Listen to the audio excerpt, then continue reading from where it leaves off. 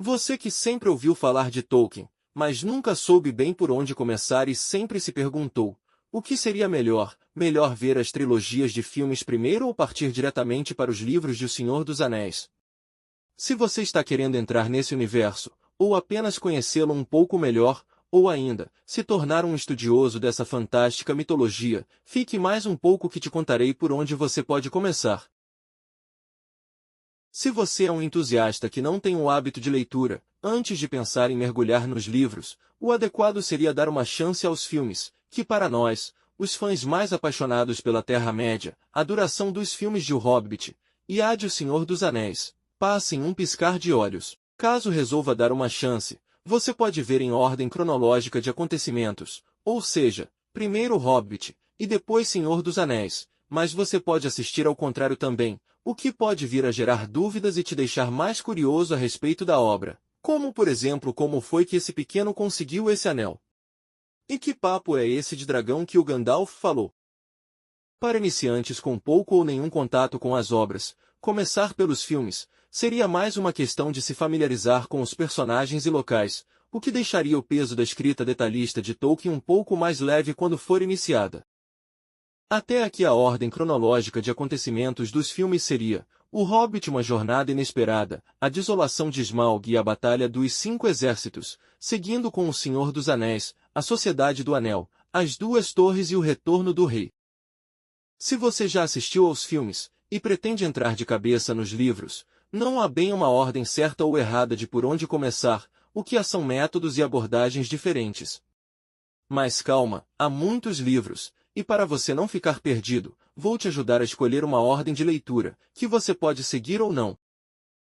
Diversos fãs e estudiosos de Tolkien recomendam iniciar a leitura pelo Hobbit, por se tratar de uma leitura mais simples, voltada ao público mais jovem, mas se você não gostar do estilo, existe a possibilidade de você não gostar de Senhor dos Anéis, pois esta leitura é um pouco mais densa e mais descritiva, mas digo a vocês que tentaram e não conseguiram, deem mais uma chance para esses livros, vai valer muito a pena.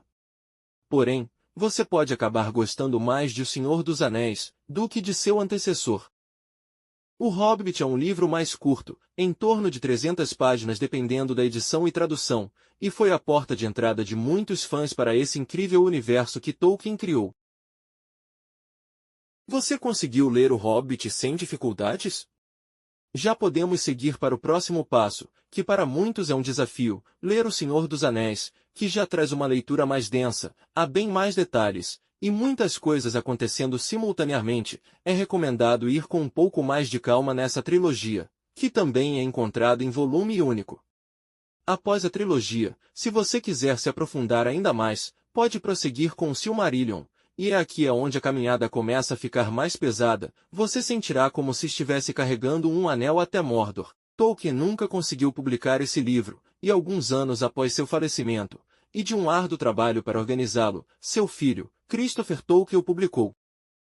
O Silmarillion envolve toda a história do começo dos tempos, como surgiram as coisas e como cada coisa, raça e ser foram criados, além das guerras contra o primeiro Senhor do Escuro, e diversas outras histórias que abrangem a primeira e a segunda era do mundo, e uma pequena ponta de alguns acontecimentos da terceira.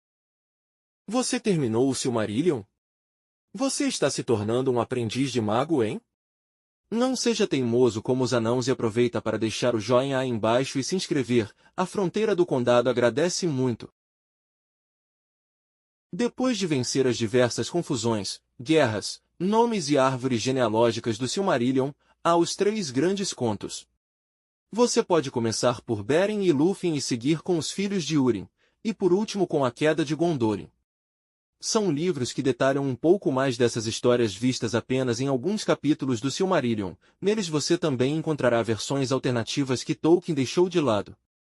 Seguindo com a queda de Númenor, que assim como os 3 anteriores, detalha um pouco mais do que os capítulos vistos sobre essa queda no Silmarillion. Agora algumas sugestões de complementos. Você pode seguir com os Contos Inacabados, que trazem diversas histórias das 3 grandes eras da Terra-média.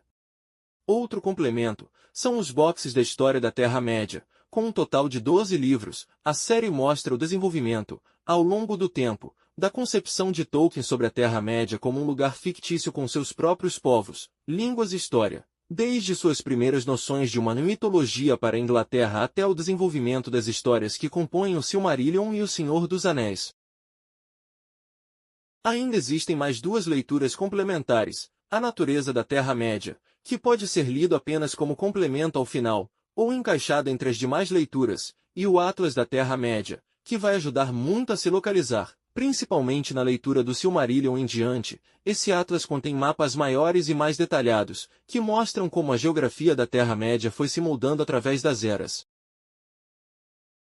Então, a ordem de leitura ficou da seguinte forma: O Hobbit, Senhor dos Anéis, o Silmarillion, Beren e Lúthien, Os Filhos de Húrin, A Queda de Gondolin, A Queda de Númenor, Contos Inacabados, os boxes da História da Terra-média, A Natureza da Terra-média e o Atlas da Terra-média.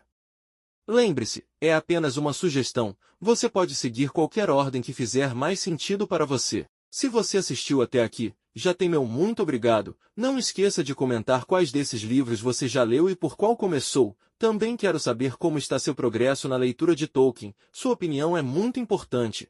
E não deixe de curtir e de se inscrever, para que juntos possamos expandir as fronteiras do condado. Nos vemos no próximo vídeo.